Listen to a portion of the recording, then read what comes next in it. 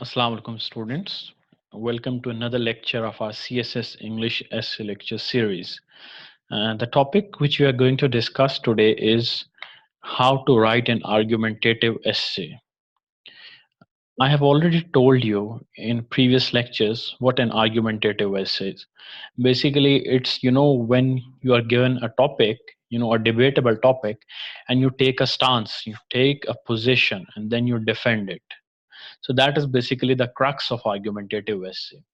But there is a subtle difference between an argumentative essay and a persuasive essay. Students and examiner often confuse argumentative essay with persuasive essay, but there is a slight difference, subtle, very subtle difference between the two. But at the end of the day, you will realize that when it comes to applicability, there is not much of a difference, only a definitional issue. It's only a definitional difference and a slight difference about the content. So I will elaborate this with example, or let's move forward so that this concept can be made much clearer. So this is today's it's a sort of specialized topic, so you have to keep very attentively, you have to be focused on the lecture. So first of all, what is the difference between an argumentative versus persuasive essay? So argumentative essay, as the word implies, that you are arguing about something. So when you give your points and then there are opposing points. That is how what an argument is basically. So let's just read with me. Argumentative essay presents arguments and refutes counter arguments.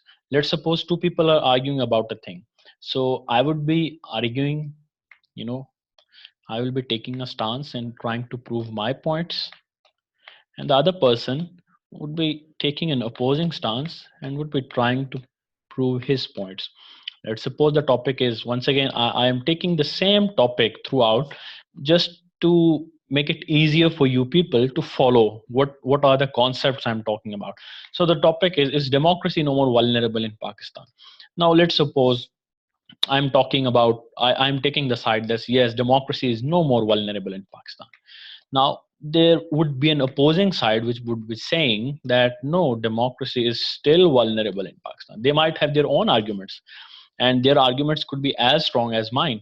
But when you go for an essay with an argumentative approach, we have to write our stance, and then we also have to write the opposing stance, and of course we have to refute the opposing stance.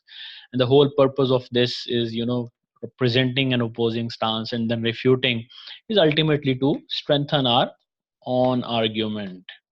So this is what is actually an argumentative essay. Now let's come to persuasive essay. Now in persuasive essay, it is the same essay, the same topic. You can take the same topic, is democracy no more vulnerable in Pakistan, and let's suppose I'm taking a side that no, yes, democracy is no more vulnerable in Pakistan. But in this sort of essay, I won't be writing counter arguments. Okay, I will just ignore the opposing view. I will just begin my essay and write my own viewpoint, and prove my stance with different examples, quotes, statistics, quoting different authorities. So the only goal is to get the examiner on your side. And how you do this is, you do this by substantiating your own stance. Okay, you ignore the counter arguments which we present in argumentative essays. So that is the only difference between an argumentative and persuasive essays. Now the question which comes to mind is, which approach should you take? Now, after you have taken today's lecture, you would be in a much better position to judge yourself. Let's suppose the topic is democracy no more vulnerable in Pakistan. You can take either approach. Either you can just go with your arguments and ignore the counter arguments, or you can also take counter arguments into consideration and refute them.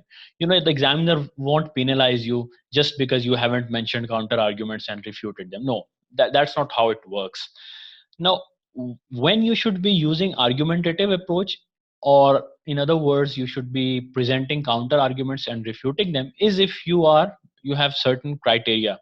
You have strong grip about the topic. I mean, you are, well versed with all the aspects, all the facets of a particular topic. You know the how people are, they support this stance, what could be the opposing views, and you are able to refute the opposing. So you have a very strong and holistic grip about a topic. Okay, if you have, let's suppose, if you are brainstorming a topic and you are only coming up with the points which support your stance, and you're not coming up with points which are basically counter opinions, then you should go for persuasive approach. Okay, secondly, you should only go for argumentative essay if you can effectively nullify, counter, or refute the opposing opinions or counter arguments. Now, students make a lot of mistakes when they try to refute the counter arguments. For example, they have stated a counter argument, and in the refutation, they are not basically refuting this counter argument. They are writing something else, which is altogether different to the counter argument they have presented. So, only go for counter arguments if you have these three criteria, and one more, you have strong grip over English, because you don't want to overcomplicate things on the day when you're sitting for essay. It's only 3 hours. But having said that, today we are going to discuss about persuasive. Basically, the if when we are talking about the paragraphs which we are going to write to vindicate our stance, to prove our stance, that will fall in the category of both persuasive and argumentative essays.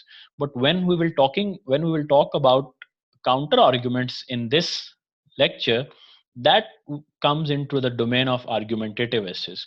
But regardless of what approach you take, we will study today how to write counter arguments. Okay, you should know at least the techniques, okay, the formula, how to go about writing an counter argument and refuting it.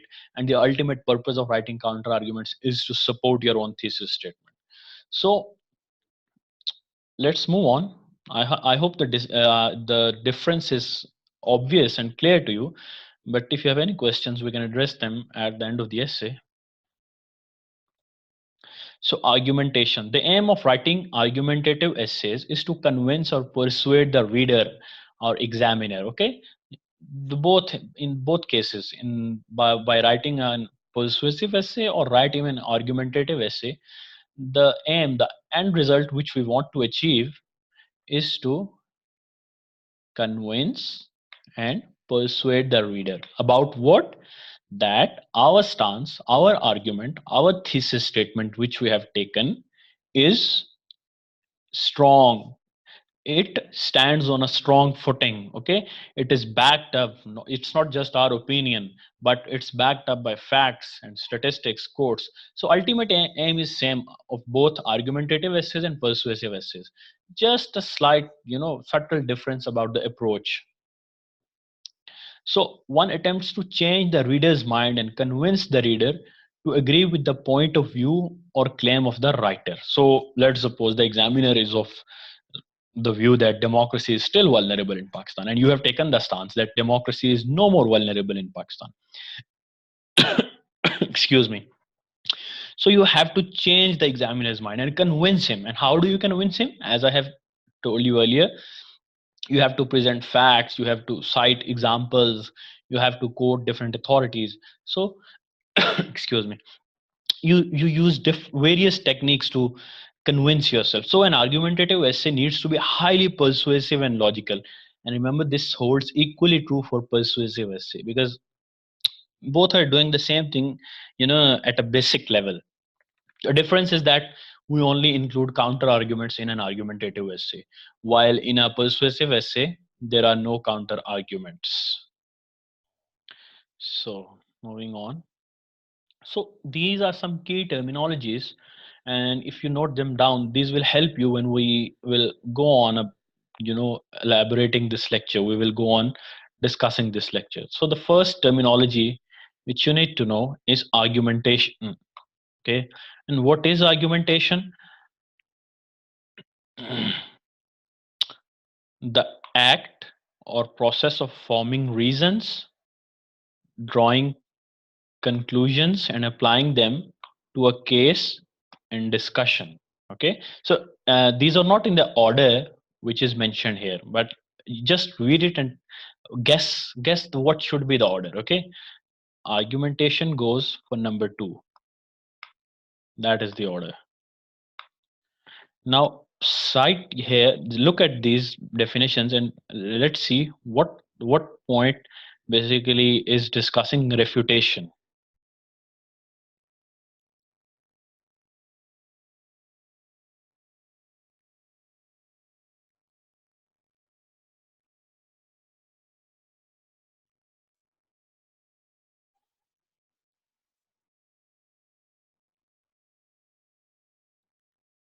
Here, number 5. I hope you have guessed it. Refutation is basically the process of discrediting the arguments, okay, that oppose your thesis statement. So first you present counter argument and then you refute those counter arguments. And how you refute those? By discrediting the arguments that oppose your thesis statement. Okay. Now who is a proponent?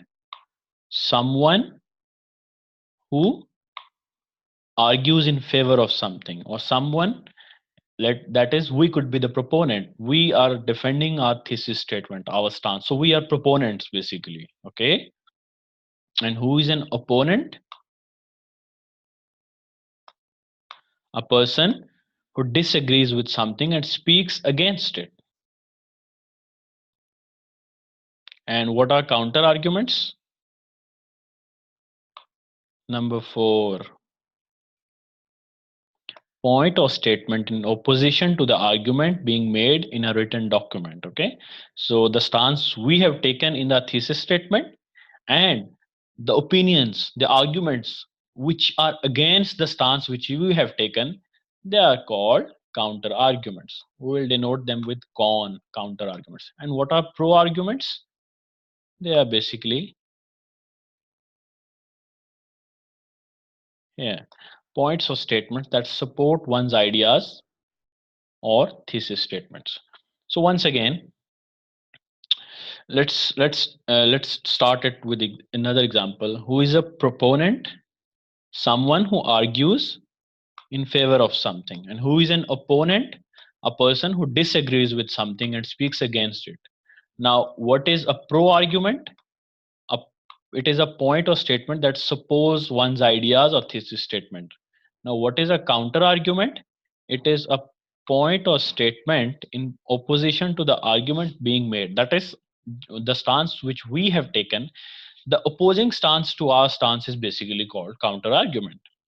And now what is finally called refutation? Refutation is the process of discrediting the arguments that oppose your thesis statement. So that is the the actual numerical process: proponent, opponent, pro argument, counter argument, and then we refute the counter argument. And this argumentation, this in general basically tells us about this whole process, what the argumentative essay or argumentation is all about. So I hope this is clear, these terminologies are clear to you. What are the goals of argumentation? To present an opinion on a debatable topic to the examiner. Now the highlighted word debatable topic, this is very important.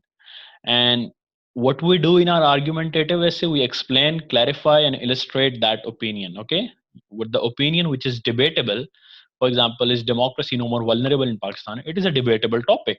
Some can go for it and some might go against it. Okay, so it is a debatable topic. And what we do in argumentative essay, we explain, clarify, and illustrate our position. And moving on, persuade the reader that the opinion is support the persuade the reader that the opinion supported in the essay is valid by moving the reader to action, convincing the reader that opinion is correct, persuading the reader that opinion is at least worth considering. So these are, the goals of an argumentative essay. Now here, this is the important thing. We support our stance by means of giving evidence. Okay, what does evidence contain? Facts, examples, description. We quote an authority and statistics, and we present counter arguments to the thesis statement, and finally we refute them respectfully and critically. Okay, when if you are presenting counter arguments, then you have to refute them in a very elaborate, critical, and respected manner. Okay, once you present a counter argument and you are not able to refute it, in a scholarly way, then it will not serve the purpose of, further strengthening your thesis statement or stance. Okay, that will go against the purpose of it, that will make it futile. So only go for counter arguments if you're sure that you can nullify them. Okay, with strong opinion, facts, and figures. I will talk about these in detail. I will give you examples in these lectures. So this is a method by which you can build a counter argument. If you're writing a paragraph, a counter argument paragraph, remember, counter argument paragraphs are different paragraphs and they have a different approach to them. Okay, so you just have to follow this formula. In the step one,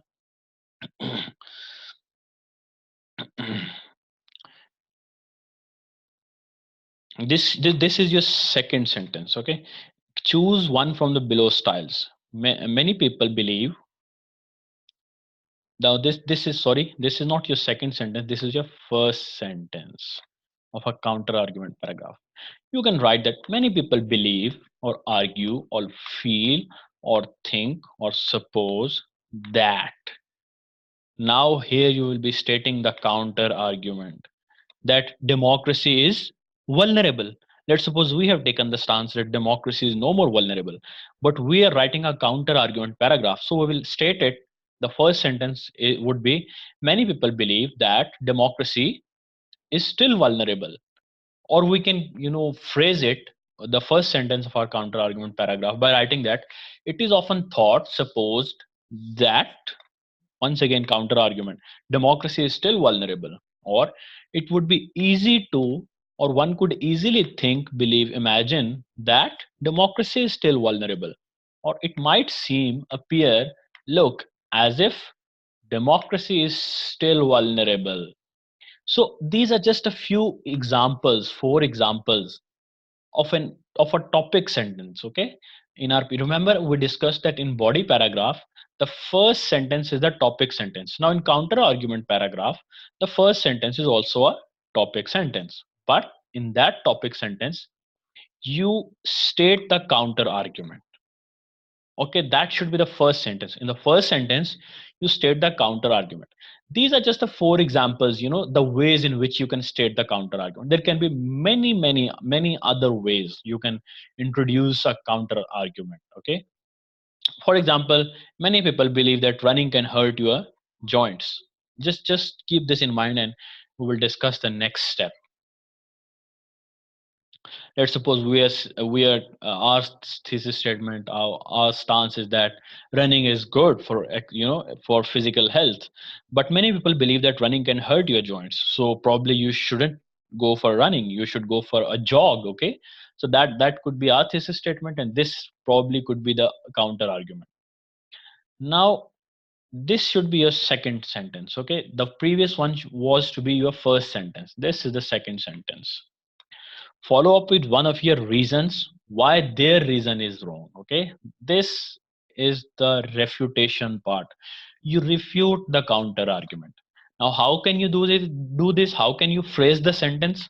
What this argument overlooks, fails to consider, does not take into account is that now the situation has changed.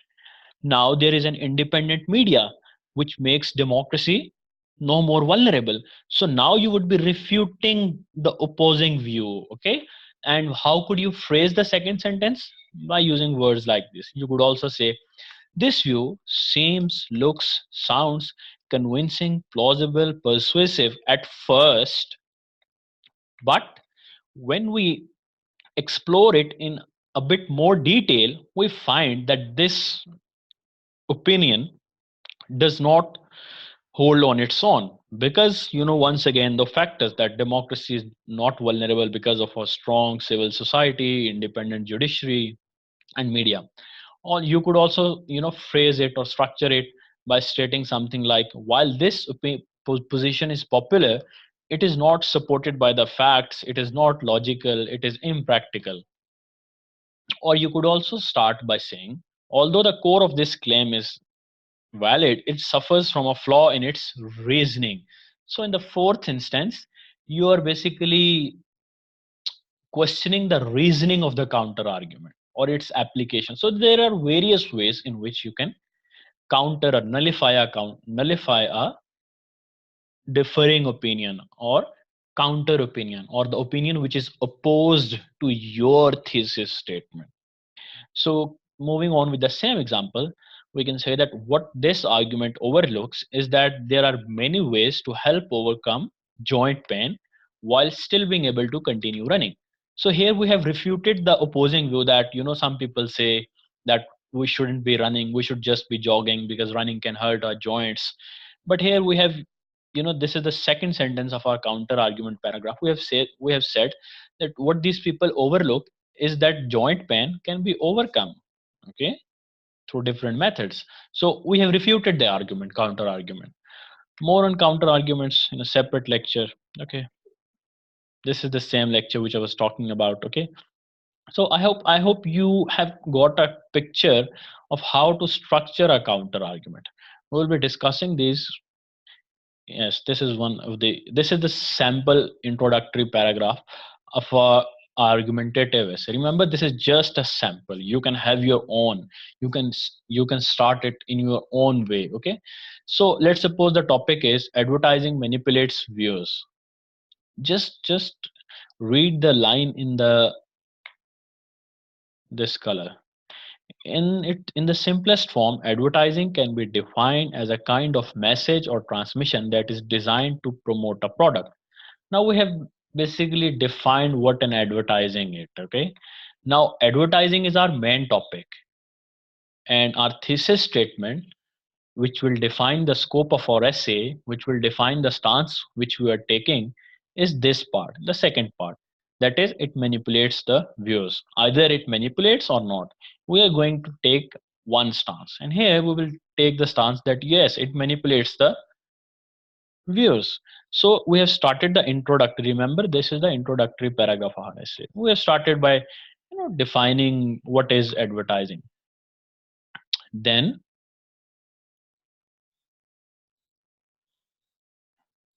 so this was definition. Then this was some facts. Remember, I told you that how we build our essay. So the text in green is basically the facts, how we are going about to prove our stance. Today, this basic marketing strategy has become a natural part of our daily life. Considering that the $120 billion spent on advertisements in 1999 had drastically risen to $500 billion in 2017, and that in the course of a lifetime, one will see about 3 years worth of advertisements on television and approximately 3,000 ads per day, a person may easily acknowledge the impact of advertising. So, here, by giving facts, we have established that advertising has an impact on viewers. Okay, so we have established a position that yes, advertising affects the views. Now we will be talking about how it manipulates them. Okay, the second part is we have quoted an authority to further beef up our stance. Okay, that advertising affects views. Nonetheless, as Noam Chomsky explains, advertising, which originally intended to be a source of information for people on the availability of products, has developed into an industry that shapes people's identity. That is very important. This is basically all about that advertising manipulates views. Coming in various forms, print, audio, or visual form, advertisements not only bombard audience with their messages, but they also sell the ideas of who we are and what we should do or be. So that is how advertising is manipulating us. Okay, they are imposing an identity upon us. Okay, so that we can buy their products. They link these different things to our identity. I will discuss now. This is the view we have taken in our introductory paragraph, and I will be discussing some pro paragraphs that will be justifying our thesis. Now this is the thesis statement. Lastly, thus advertisements are harmful for the society owing to their disruptive influence. Now we have taken this stance, okay, that advertisements are disruptive to us. Now we can't waver from this stance. We will write counter arguments, but just to refute them and to prove our own point. So this is an example of an introductory paragraph of a argumentative essay, and same would hold true for a persuasive essay. The introductory paragraph, the paragraphs which we are writing to support our on or on stance, like pro paragraphs, are the same. The only difference is that of counter argument paragraph. So this equally holds true for persuasive essays. Moving on. Now this is a sample of a counter argument paragraph. Remember here, see, proponents of advertisements may, now this is the line I have in the text in the brackets. This is just for your information. This is not part of the paragraph. We have used the word may because we are anticipating the opposing argument. Now in an essay, there's no one standing in front of us and debating one on one. We are basically presuming what counter arguments could be, and then we are refuting them. So we have used the word may. You can use any other words. So proponents of advertisements may assert that consumers become more aware and conscious. This proposition goes on to say that advertisements help the undecided customers come to a decision seeing all the available products on the media. So this is an idea that is contrary to our thesis statement. Remember what was our thesis statement? That advertisement is harmful for the society. But this is a counter argument, okay? And it has some merits. So number one, we have stated the counter argument, and number two, in the blue text, we'll be showing the weakness of this opposing argument. This is one way to refute the argument. We show that there are various ways we can refute the counter argument, and this way is to show the weakness. So read the text in the blue. This point has merits on surface and could be acceptable to an extent. Okay, to an extent, not fully. It is true that advertisements inform the consumers on the availability and variety of goods. Yet, that is where we are refuting. Serious doubts can be raised against this view when one considers the shortcomings of the messages the viewers are exposed to. That is where we are refuting it. We are saying basically that though the content, the opposing view holds true, that it provides the information, but the content which they provide, the shortcomings of the messages which the viewers are exposed to, they are dangerous. Now read the text in black. These are supporting sentences. Now we will be supporting our refuting sentence. These are the refuting sentences. Now we are further supporting them. Read it. The target audience, that is the consumers, are forced to believe in illusions about the product rather than the realities. When an advertiser focuses merely on the advantages of a product, it creates a false impression. Or when a commodity is equated with positive feelings such as happiness and self confidence, this image builds up a false hope that once you buy it, you will be happy and self confident. Eventually, when these illusions are not realized, as they have been lies of the advertiser all along, the consumer is disappointed. The advertiser achieves the ultimate end and turns a gear in the consumer market.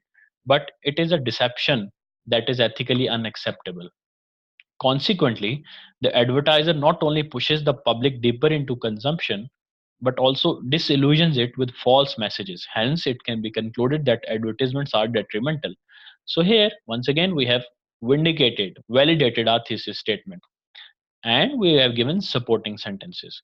Now, you could obviously relate it to your real world. You watch TV, and you can see that all the advertisements, they they bring out the advantages of the product, and they equate those with happiness, that if you buy this product, then you will be happy, and you won't be experiencing any difficulty. So these are the false illusions, okay? They are equated with our life. So that is how advertising is manipulating us. Though yes, we have stated that this point has some merit, that they provide information, but the content which the advertisers feed us with is not 100% accurate. They feed us with lies. So that is how we have stated a counter argument, stated it, refuted it, further supported the refutation, and then concluded it by linking it to our thesis statement that advertisement is harmful. Now this is the concluding paragraph, let's suppose, of the same argumentative essay. All in all, attempts trying to justify the benignity of advertisements are destined to be feeble, because advertisements cause apparent harm to public. These written, audio, or visual messages reinstate stereotypes and consequently annihilate greater gender equality. Now, I have skipped a couple of paragraphs. Let's suppose how they annihilate gender equality. Let's suppose if you view the ads in the TV, the role of women is often, most of the time, it's equated with women being restricted to house. Their role is explicitly in the house. Very few, advertisements are there which depict the woman in some professional life, okay? So they ultimately reinforce the stereotypes that the role of women is within the boundaries, four wall boundaries. So they further promote gender inequality, okay? So these are the various points which you could have written in your body paragraph, but I haven't mentioned those in here. I have just told you how to write a counter argument paragraph, and then I have written a sample concluding paragraph. So these are the points which are basically part of the various counter argument paragraphs. So you shouldn't get confused about where these terms are coming from, okay? Finally, advertisements exploit the future generations for their own end. Now I have also, there's also a paragraph about this, that how advertisement exploit the future generations and cause irreversible impairment on their health and psychology.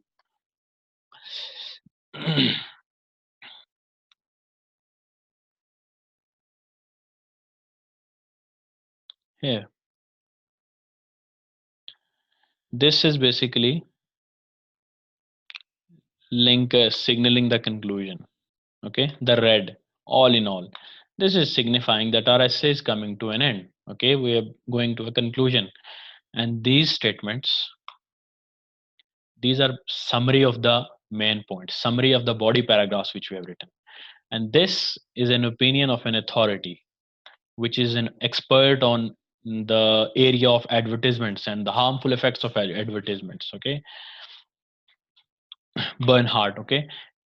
She's an expert on this field. So as Bernhardt remarks, the monster of advertisement, remember, ellipses, three dots, there is other information, other quotation. This excerpt is long, but that was not related to our essay, so we have ellipsed it, we have shortened it by placing an ellipsis.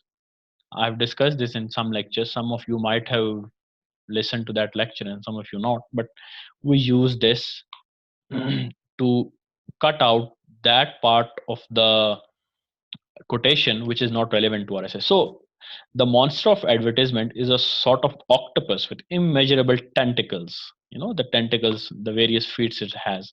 It throws out to right and left, in front and behind its clammy arms, and gathers in through its thousand little suckers all the gossip and slander and praise afloat to spit out against at the public. So this is a quote which basically visualizes how advertisement basically contracts you. It you know आपको घेर लेती है ये, in a sense. आपको आपको वो चीज करवाती है which you basically don't want to do. Okay. And finally, there's a warning. Therefore, we need to save ourselves from the evil tentacles of this monster and learn to make our own free choices before it is too late. So that is the conclusion of a sample argumentative essay.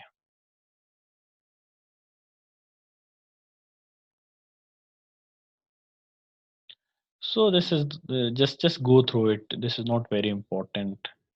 Stage one, choosing a topic. Of course, you will be given 10 topics and you will have to choose one in the CSS exam. Writing the thesis statement. Now, the thesis statement should define the scope of the argument and make the assertion that is open to debate. Of course, you should be choosing a side, a particular side. Either you will be on this side or you will be on this side. So that is what it means that you should write a thesis statement. And then you should be deciding on a debatable topic. That is, you should only be writing an argumentative. You can only write an argumentative about an essay which is debatable. Okay. I will explain this in more detail what this actually means. Okay, we should write an argumentative thesis statement and we should generate ideas. Now here are sample argumentative thesis statement. The thesis statements, these are sample thesis statements which can be written in a argumentative essay. Now the topic is, let's suppose something should be done on media bias. Okay, now read it.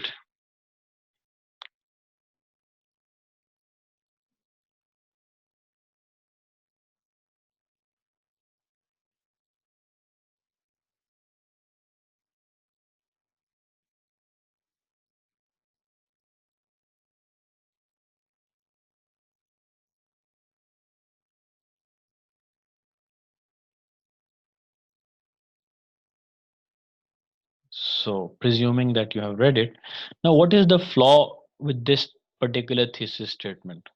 Something should be done on media bias. Two flaws.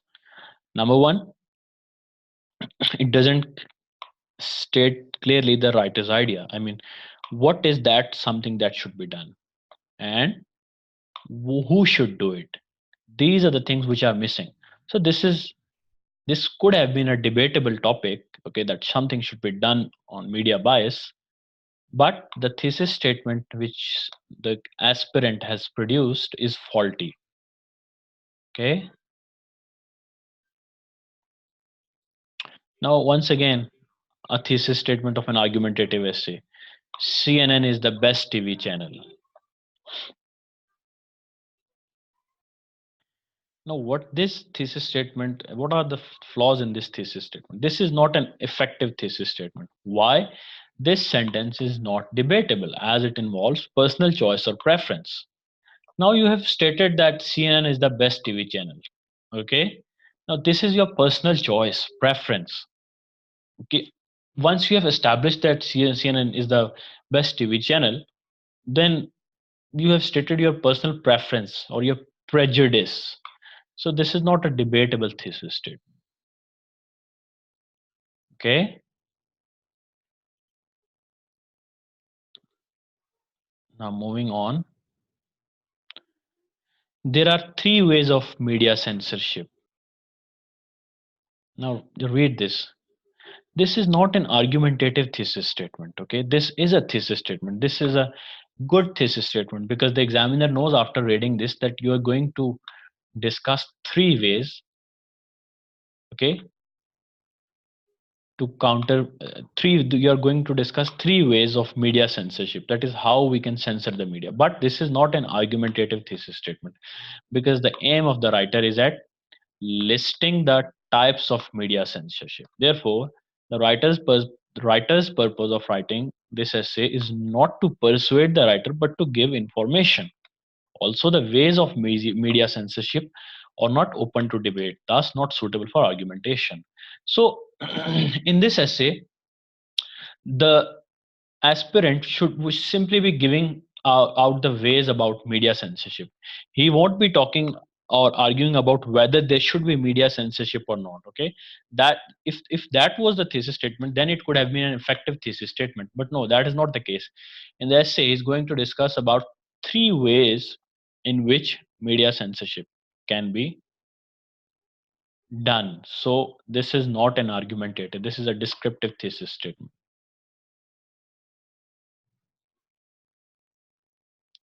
Now, once again, another thesis statement: newspapers should not identify people by color, race, or religious faith in any way. I will give you some time to read it. So just go through it.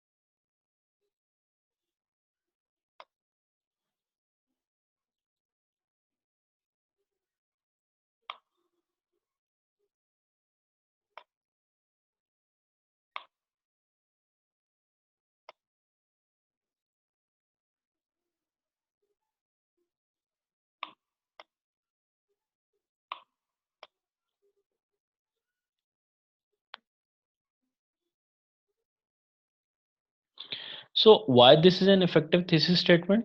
Because it is open to discussion. And why it is open to discussion? Because there may be people who would oppose this argument, claiming that this kind of restriction would damage. Okay, now if you are, let's suppose, restricting that the reporting in newspapers shouldn't be, shouldn't identify with religious groups, but if an activity, or let's suppose, a harmful activity is perpetrated by a religious group, then you should be basically identifying it with that report. And if you don't, then the objectivity of the news is compromised. Okay, like let's suppose if someone is doing, take an example of America, and someone is stabbing someone. Okay, often there are examples that, people just, there are school shootings in US, okay, like in Texas or any other state, but they don't identify people that they are Christians. Okay, they simply say that, okay, there was a man. But when it comes to Muslim world, they are biased. When someone carries out such an attack, they most of the times they associate it with Islam or Muslims. So there is a bias. So either it should be done at a universal level, that the acts of various groups should be recognized with their color, race, or religious faith, is a debatable topic whether it should be done or not. If it should be done, then it creates a bias. Okay, it might give an impression that you are against the people of color, or against some race, or against some religious groups. But if it is not allowed, then the principle of objectivity might be compromised. Let's suppose the people of a particular race are, you can say, aggressive by nature, but if you are just overlooking that fact because it might offend someone, then the principle of objectivity is compromised. So the crux is that this is an effective thesis statement because it is debatable. Okay, both sides of the arguments are debatable. You can take either stance and you can move on to elaborate it. Now, the difference between the expository thesis statement versus the argumentative thesis statement. Both expository and argumentative thesis statements express a certain opinion about a topic. However, an expository thesis statement does not include a sharp opinion. Rather, it discusses advantages, disadvantages, types, reasons, results, problems, solutions, processes, or categories of an issue, often in terms, often, often of an issue, often in the form of listing, enumeration, classification, sequencing. So the thesis statement of expository essays is not about opinions. It is about something else. And putting it in perspective of CSS, it is about the traditional essays like cause, effect, solutions. And what I recommend is that don't write it in outline, just an intro paragraph. In argumentative essays, it is good that once you write the heading in your outline of introduction, you write a one liner of your thesis statement, just to make the examiner clear of on what side of the fence you are when it comes to argumentative essays. But when it comes to expository essays, you don't have to write your thesis statement in the outline. Just start writing after the outline, the intro paragraph, and the last sentence of the introductory paragraph should be your thesis statement. So it is not advisable to write thesis statement in the outline of expository essays, because the examiner knows that you are going to discuss types, results, effects, causes, solutions in the essay. So you don't have to tell the examiner beforehand what should the examiner expect. While in an argumentative essay, you need to tell the examiner what to expect. That you need to make sure that the examiner is clear about your viewpoint right from the scratch. An argumentative thesis statement, on the other hand, has a clear stance on a debatable topic, fiercely argues the writer's opinion is correct and reflects the subjectivity both in style and tone. Write this one in the outline. So that thesis statement of an argumentative essay clearly states that this is a subjective topic and people can be on either side of the fence.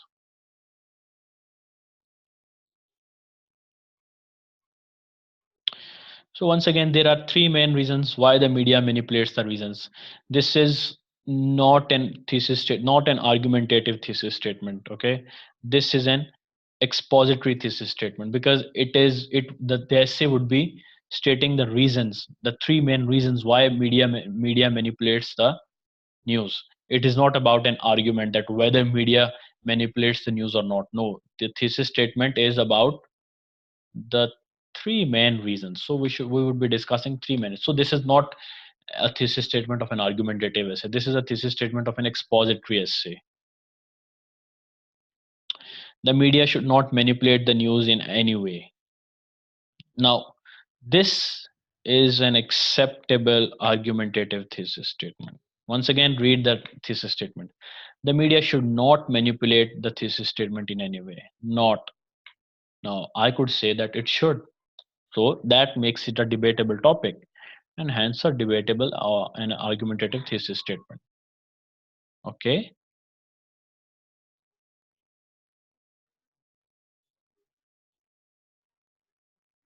It is essential to be media literate for 3 reasons.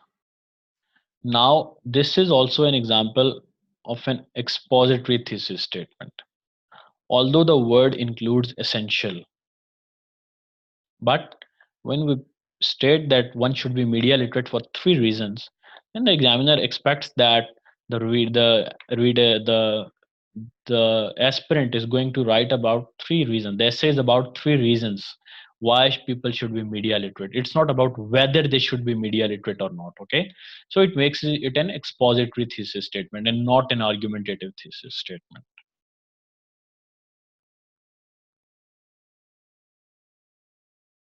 It is essential that media literacy be taught in schools. Now, this is clearly an example of a thesis statement, because this is a debatable topic. Okay, because why? Because the purpose of the essay is to convince the examiner that media literacy should be taught in the schools. Once again, read this thesis statement. It is essential that media literacy be taught in schools.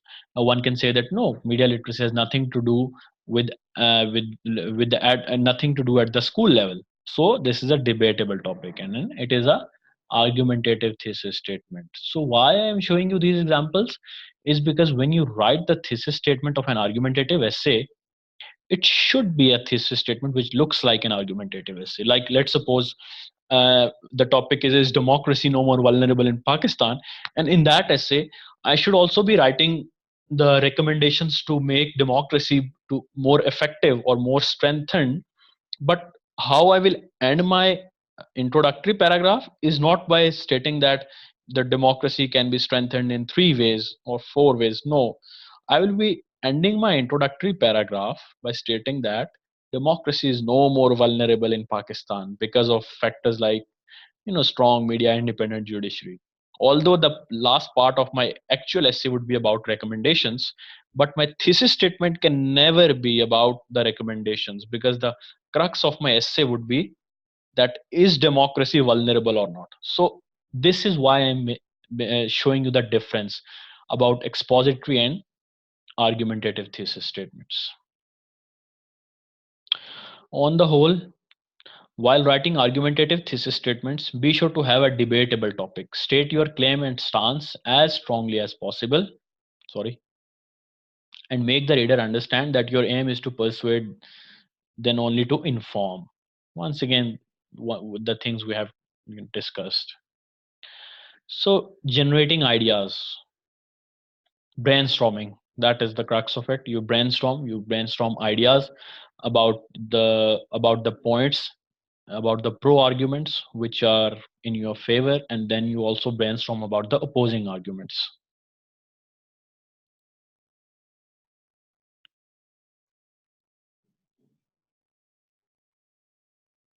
When supporting your arguments, you don't have to bother very much about it. You use facts, examples, quotes from authorities, statistics. Now, what are facts? Facts are data that have been objectively proven and are generally accepted, such as historical facts, scientific data, statistics. What are examples? There should be sufficient number of examples. You can give example from real life. And finally, you can give the opinions of expert in any particular field.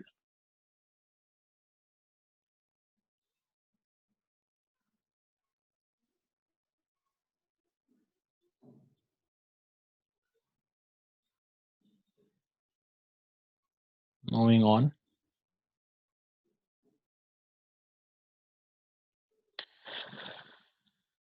So there are three ways to refute a counter argument. Okay, refuting, we can claim that the counter argument is incorrect, it is irrelevant to the thesis statement, or it is insufficient. Now, what is incorrect? We demonstrate that the opposing view is wrong because it is based on incorrect or misleading information. So that is how we refute the counter argument, by stating that the opposing view is based on incorrect or misleading information. Secondly, we can also refute it by stating that the opposing viewpoint is inappropriate and unrelated because it is not relevant to the key point. So the we can state an opposing argument, counter argument, that is unrelated to the thesis statement, and then we can relate it on that grounds. Then insufficiency, showing that the counter argument is weak because it is based on insufficient information or ignores significant information. We can partially agree with the opponent's point of view, but on a whole, we prove that it is weak. Why? Because it is based on, that is, the opposing argument is based on insufficient information, or it ignores significant information which could make it strong. So these are the three ways in which we can refute counter arguments. Now, just go through it, okay? I won't be reading it. Just go through it, and I will ask you what refutation technique is used in here from these three: incorrect, irrelevant, and insufficient.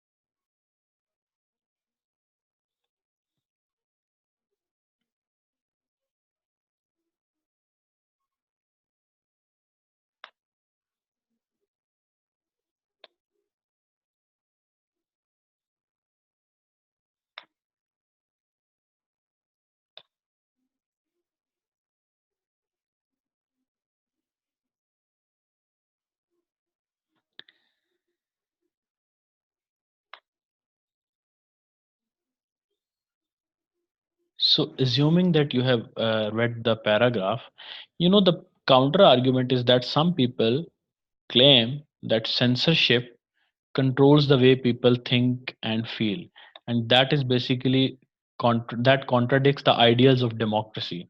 But then we refute it by saying that PEMRA does not aim to control what people watch, rather it aims to regulate, okay, what is being shown on the screen. And this is not control of thought, it is not control of feelings, so definitely it is not against the principles of democracy. Okay, we can further state that these sort of regulatory authorities are there in all the democratic countries all over the world. So we have refuted it, that no, this is not an issue of democracy. Media censorship, some people claim that media censorship is is contradictory to the principles of democracy. And here we have refuted that no, this is not an issue related to democracy. So can you tell me which of the three refutation technique I have used? Just uh, go me back to now. Which of the technique we have used? Which of the three technique I have used in that particular paragraph? Either it is incorrect, that is the opposing view is incorrect, it is irrelevant, or it is insufficient. Which of the three? I hope you have guessed it by now. The technique which I have used is incorrect. Okay, why? Now read the definition of incorrect.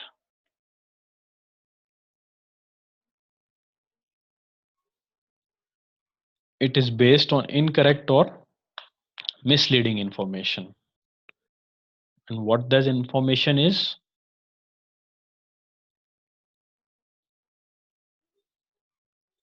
Yeah, that people say that it contradicts the ideals of democracy. No, this information is incorrect. Okay, this does not. You can also argue. Okay, someone can also argue that this is also an we are also refuting it by the technique called irrelevant. That holds equally true, that the people are discussing or they are equating media censorship with democracy, but we have refuted it by saying that this is not an issue of democracy. Okay, we can also say that it is irrelevant apart from stating that it is incorrect. So either you can use either technique, and these techniques sometimes may fall in gray areas. I mean, they are not black and white, but the main essence is that you refute it, okay, properly. You refute the counter argument properly. Now here, just read it again and tell me what technique is being used.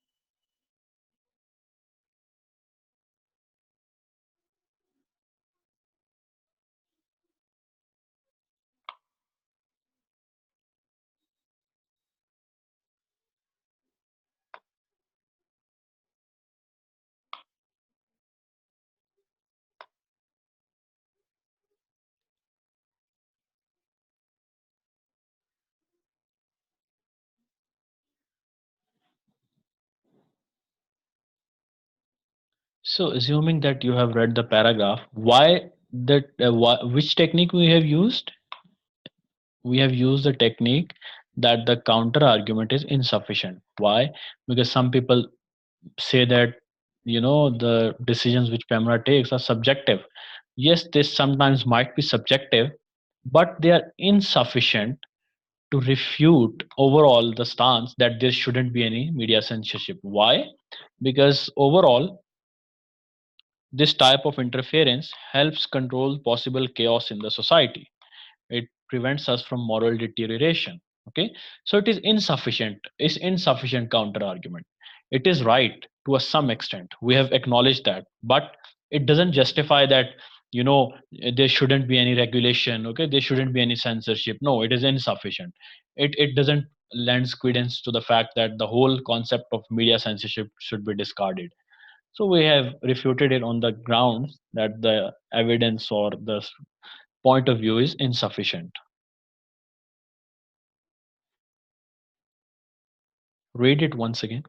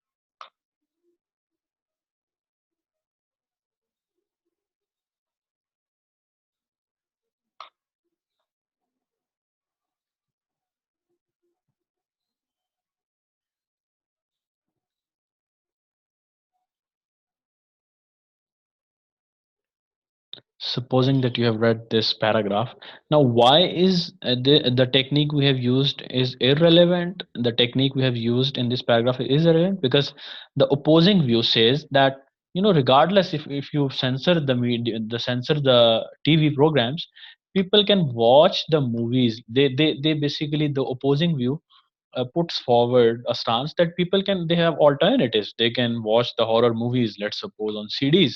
But this counter argument is irrelevant because that is a different issue. Because CDs or DVDs, whatever it is, people can, individuals buy at will. Okay, but TV exposes its message to all the people. Kids are watching. Okay, you can't just uh, prevent people from watching TVs, and all of a sudden horror movies show up at some channel. So these are the two different cases. So irrelevant, the counter argument is irrelevant. We have refuted the counter argument by stating that it is irrelevant to the thesis statement.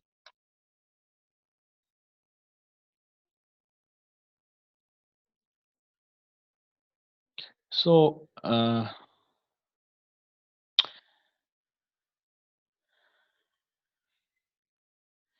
important reminder, when writing an argumentative essay, and our lecture is coming to an end, so if you just bear with me for a couple of more seconds. When writing an argumentative essay, arguments which have been suggested by opponents and proponents should be made clear, otherwise the reader may be confused. So the first sentence of the paragraph which you write should clearly state that this is an opposing view. Okay, so this is how these are the various ways through which you can organize your argumentative essay. You can first state the pro arguments, then you can write counter arguments and refutations, and then you can write conclusion. Or you can use this approach. You can write counter arguments at first, then you write pro arguments, or you can write counter argument 1 and refutation, counter argument 2 and refutation. Then you can, this is another approach. But what I would suggest is that you use this approach, model A. Okay, because first you prove to the examiner that why are you right, and then on top of that you are also elaborating to or telling to the examiner that in addition to why I am right, why the opposing side is also wrong. So it's an icing on the cake sort of model. Okay, you are justifying your claim by giving the examiner a two pronged approach. First you tell him why I am right, and then why potentially opposing arguments are wrong, and then you conclude it right after that. Okay, so this is the model which I would recommend. Of course you can use any model.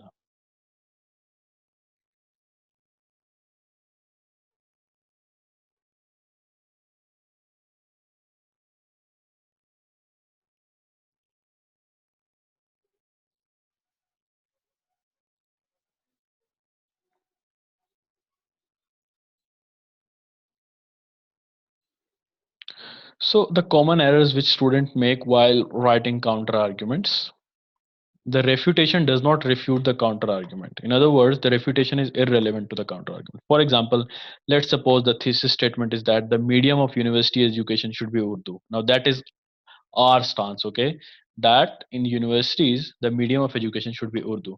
Now in order to strengthen our stance, we have written a counter argument paragraph. And what is that counter argument? That supporters of English as the medium of university education believe that English is the language in which most academic studies are published. Therefore, they maintain our education should be in English so as to be able to better understand and respond to these studies. Now, we have refuted this counter argument by stating that, but learning English is very difficult and not everyone can master it. Now, this refutation is not refuting the counter argument, which is basically this: that our education system should be in English so that we are able to better understand and respond to the studies which are published in English. Okay, this is the main counter argument, and we are refuting it by stating some irrelevant stating some irrelevant refutation. We are simply stating that English is very difficult and it is not everyone to master it. Rather, what our refutation should be is that the academic publications in English might be very difficult for the students to grasp. Okay, so it is better that we impose Urdu language at university education. Back to our thesis statement. But this is not a thesis statement. But learning English is very difficult. No, this is not our thesis statement. Our thesis statement is that the medium of university education should be Urdu. This is our thesis statement. We should be relating this to our thesis statement. So this is a common flaw in writing counter argument. Some other flaws: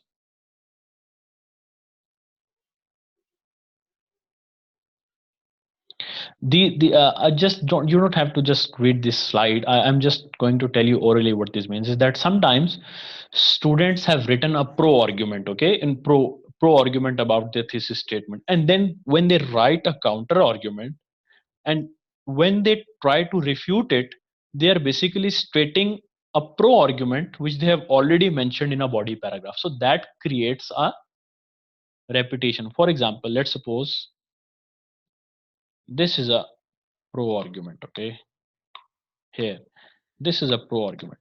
Then you write a counter argument and you are refuting it by exactly giving this pro argument. Now, this shouldn't be done because this creates repetition, and never ever in your essay should there be a hint of repetition, be it writing conclusion, introductory paragraph, anything. There shouldn't be any repetition. Okay, so that is the gist of this slide.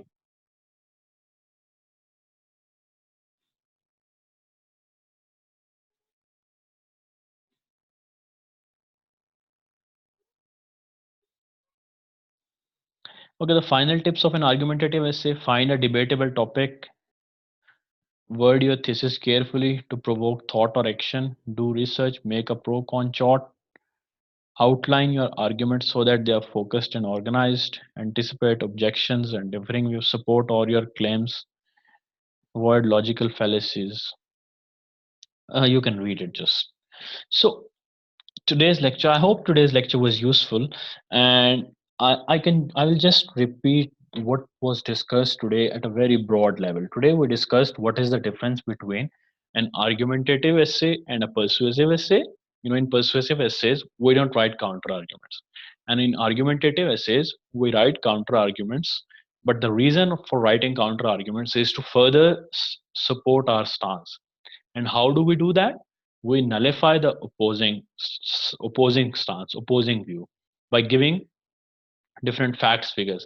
So that conveys a message to the examiner that number one, why we are right, by giving different pro reasons, and then we also refute that why the potential opposing argument is wrong. So we are basically beefing up our stance in a two pronged way. But a word of caution, there are many potential mistakes which students make while writing counter arguments. So you should go for this approach, that is writing counter arguments, 3 to 4 counter arguments at the end of your essay, only if you're dead sure that you are not making a repetition, you are not refuting, number two, you are not refuting a counter argument by stating something irrelevant, and number two, you are not refuting the counter argument, you're refuting something else, and you have good vocabulary so that you can refute that. And number lastly, never ever state a counter argument so strong that you cannot nullify it. If you can make sure that you can stick to these rules, then writing counter arguments can be very productive. But if you don't have these skills, then it's my advice that you ignore the counter arguments. Just write the pro arguments or write a persuasive essay. Because at the end of the day, writing wrong counter arguments would be harmful to you as compared to not writing any counter argument at all. Okay, so with this, I will leave you. That's it for today's lecture. I will meet you in the next lecture. I hope today's lecture was useful. If you have any queries, you can ask me later on. Thank you and Allah Hafiz.